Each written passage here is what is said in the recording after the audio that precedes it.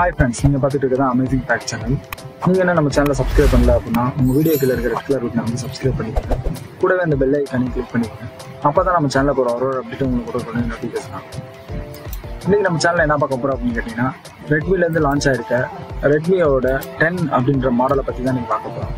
இதோட box design பார்த்தீங்க அப்படின்னா அழகான ஸ்கொயர் ஷேப் வந்து பார்த்தீங்க அப்படின்னா கொரியருக்கு ஏற்ற மாதிரி கிட்டத்தட்ட 1 மாடியிலேருந்து நம்ம வந்து கீழே விழுந்தால் கூட இன்ஃபில்டாக கொடுத்துருக்க ஃபோன்ஸ்க்கு வந்து எந்த விதமான ஃபால்டேஜும் இல்லாத அளவுக்கு வந்து நமக்கு டிசைன் பண்ணப்பட்டிருக்கு. இதோட டாப்பில் பார்த்தீங்க அப்படின்னா இதோட ப்ரைஸஸ், அதுக்கப்புறம் பார்த்தீங்கன்னா மோர் டீட்டெயில்ஸ் பாக்ஸில் என்னென்ன இருக்குன்றத பற்றி கொடுத்துருக்காங்க. பேக் சைடில் பார்த்தீங்க அப்படின்னா நார்மலான ஃபீச்சர்ஸ் பற்றி கொடுத்துருக்காங்க. இந்த பாக்ஸ் ஓப்பன் பண்ணி பார்த்தீங்க அப்படின்னா நமக்கு அழகான அந்த ஃபோனோட இதை வந்துட்டு இது பண்ணியிருக்காங்க, மென்ஷன் பண்ணியிருக்காங்க. அடுத்ததாக பார்த்தீங்க அப்படின்னா அந்த பாக்ஸ்குள்ளே என்னென்ன இருக்குன்றதை பற்றி பார்ப்போம். இப்போ பாக்ஸ்க்கு பின்னாடி சைடில் பார்த்தீங்க அப்படின்னா உள்ளே வந்துட்டு ஒரு சிம் எக்ஜெக்டர் கொடுத்துருக்காங்க. அதுக்கப்புறம் பார்த்தீங்க அப்படின்னா ரெட்மி தரப்புலேருந்து எல்லா விதமான ப்ராடக்ட்டை பற்றின ஒரு கேட்லாக் வந்து கொடுத்துருக்காங்க. அதுக்கப்புறம் பார்த்தீங்க அப்படின்னா நார்மலான ஒரு கேட்லாக் வந்து கொடுத்துருக்காங்க, எல்லா இதுலேயும் கொடுக்குற மாதிரி. அடுத்து பார்த்தீங்கன்னா ஃபோனோட இன்டர்வியூக்குள்ளே வேறு என்னென்ன இருக்குன்னு பார்ப்போம். இப்போ பார்த்தீங்க அப்படின்னா பாக்ஸ்குள்ளே வந்துட்டு ஒரு சார்ஜர் வந்து கொடுத்துருக்காங்க. இது வந்து பார்த்தீங்கன்னா நமக்கு வந்து டைப் சி போர்ட்டில் வந்து எனபிள் பண்ணுற மாதிரி கொடுத்துருக்காங்க. ஸோ இதில் வந்துட்டு இருக்க பேட்டரி பேக்கப் வந்து பார்த்தீங்கன்னா 5000 mAhல வந்து பேட்டரி கொடுத்துருக்க வாசி. இது வந்து பார்த்தீங்கன்னா உங்களுக்கு ஃபாஸ்ட் சார்ஜிங் ஆகிற ஆப்ஷன் வந்து கொடுத்துருக்காங்க. அதே மாதிரி பார்த்தீங்கன்னா 18 வாட்ஸில் தான் நமக்கு வந்து ஹெட்டுக்கு வந்து கொடுத்துருக்காங்க. இப்போ வந்து 30 வாட்ஸ்க்கு அபோவில் வந்து ரெட்மிலேயே வந்து கொடுத்துட்டு இருக்க பட்சத்தில் வந்து 18 வாட்ஸ் எந்த அளவுக்கு ஃபாஸ்ட்டாக இருக்குன்னு தெரியல. ஸோ 5000 mAhல வந்து பேட்டரி காஸ்ட் உங்களுக்கு நார்மலாக இருக்கலாம்.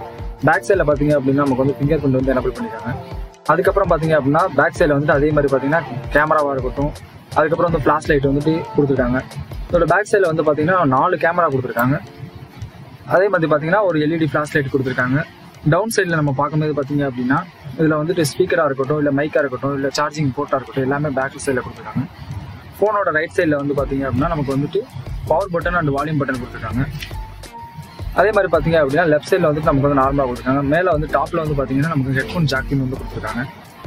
முன்னாடி வந்து பார்த்தீங்கன்னா ஹெட்ஃபோன் ஜாக் பின் வந்து சில ஆப்ஷன்ஸில் வந்து இல்லை, இப்போ வந்துருக்கிறதுல வந்து கொடுத்துருக்க வசதி நமக்கு வந்து மோர் பெனிஃபிட்டாக இருக்கும்.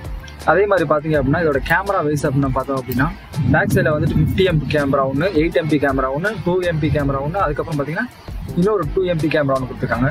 இதோட ஃபீச்சர்ஸ் அப்படின்னு சொல்லி பார்க்கும்போது பார்த்தீங்க அப்படின்னா 50 MP கேமரா வந்து பார்த்தீங்கன்னா வைல்டு ஃபோட்டோஸ் எடுக்கிறதுக்கும், 8 MP கேமரா வந்து பார்த்தீங்கன்னா அல்ட்ரா வைடு ஃபோட்டோ எடுக்கிறதுக்கும், 2 MP கேமரா வந்து மைக்ரோ ஃபோட்டோஸ் எடுக்கிறதுக்கும், 2 MP வந்து டெப்த்துக்கு வந்து கொடுத்துருக்காங்க. ஸோ எல்இடி ஃப்ளாஷ் வந்து HDR வந்து கொடுத்துருக்காங்க. ஸோ வந்து மோர் பெனிஃபிட்டாக வந்து இருக்கிற சான்சஸ் அதிகமாக இருக்கும்.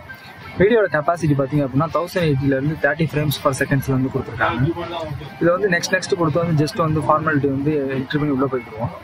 நார்மலாக பார்த்தீங்க அப்படின்னா ரெட்மியில் வந்துட்டு ஆன்லைனில் இல்லாமல் வந்து ஆஃப்லைன்லேயே வந்து நமக்கு வந்து செட்டப்ஸ் வந்து க்ளோஸ் பண்ணுற மாதிரி கொடுத்துருக்காங்க. இந்த ஃபீச்சர்ஸ் வந்து பார்த்தீங்கன்னா அப்படின்னா மோர் பெனிஃபிட்டாக தான் இருக்கும்.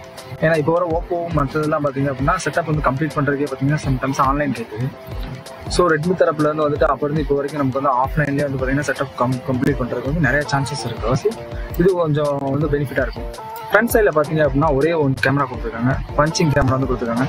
இந்த கேமரா வந்து பார்த்தீங்கன்னா 8 MPல கொடுத்துருக்காங்க. இப்போ வந்து பார்த்தீங்கன்னா அவங்க நிறையா ஃபோன்ஸில் வந்து பார்த்தீங்கன்னா அதிகப்படியான இருக்குது. இது வந்து பட்ஜெட் ஃபோனுன்ற பட்சத்தில் வந்து பார்த்தீங்கன்னா 8 MPல வந்து வைல்டு ஃபோட்டோ எடுக்கிறதுக்கு வந்து நார்மலான HDR வந்து கொடுத்துருக்காசி ஓரளவு கொடுத்துருக்காங்க.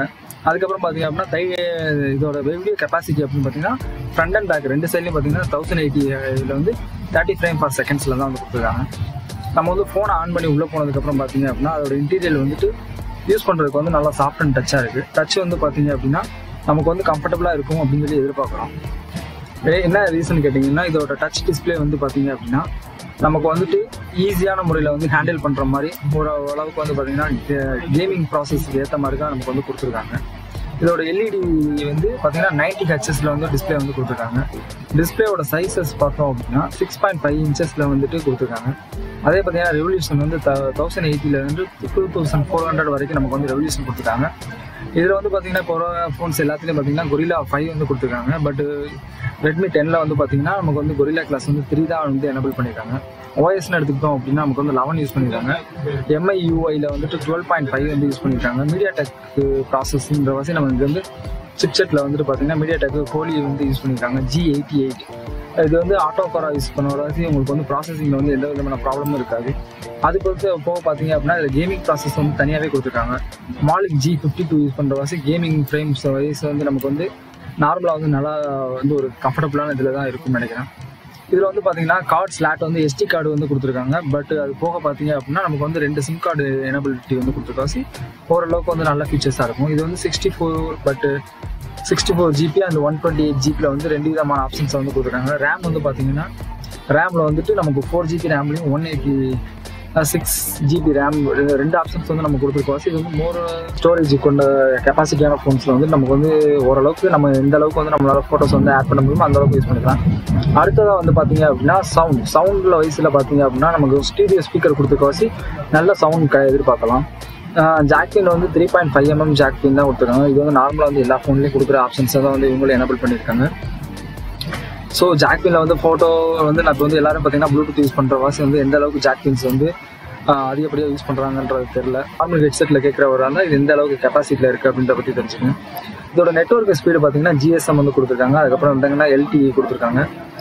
HSP வந்து கொடுத்துருக்காங்க. ஸோ உங்களுக்கு வந்து எந்த நெட்வொர்க்னாலும் வந்துட்டு நார்மலாக எடுக்கும். ஆனால் 5G வந்து இதில் எனபிள் கிடையாது. ஒன்லி பார்த்தீங்கன்னா நமக்கு வந்து 4G தான் கொடுத்துருக்காங்க. அதே மாதிரி பார்த்தீங்கன்னா நமக்கு CPUவில் வந்து ஆட்டோ கோர் கொடுத்துருக்கோம். சேர்ந்து ஒரே டயத்தில் வந்து மல்டி ப்ராசஸிங் பண்ணுறது வந்து ரொம்ப ஈஸியாக இருக்கும். ஸோ அந்த வயசில் பார்த்தீங்க அப்படின்னா இது வந்து ஒரு நல்ல கெப்பாசிட்டியான ஃபோனாக தான் இருக்கும். பேட்டரி பேக்கப் வந்து பார்த்தீங்கன்னா 5000 வந்து நான் ரிமூவல் பேட்டரி வந்து கொடுத்துருக்காங்க. என்னென்னு கேட்டிங்கன்னா பார்த்தீங்கன்னா Redmi 10 ஃபுல் ரிவ்யூ பற்றி பார்த்துருக்கோம். இந்த ஃபோனில் எப்படி ஹீட்டிங் இஷ்யூ இருக்கா என்னன்றது மேலும் வீடியோஸில் வந்து நம்ம பார்ப்போம். ஓகே ஃப்ரெண்ட்ஸ், இந்த வீடியோ வந்து உங்களுக்கு பிடிச்சிருந்துச்சு அப்படின்னா மறக்காமல் வந்து நம்ம சேனலுக்கு வந்து ஒரு லைக் பண்ணிடுங்க. தேங்க்ஸ் ஃபார் வாட்சிங் ஃப்ரெண்ட்ஸ்.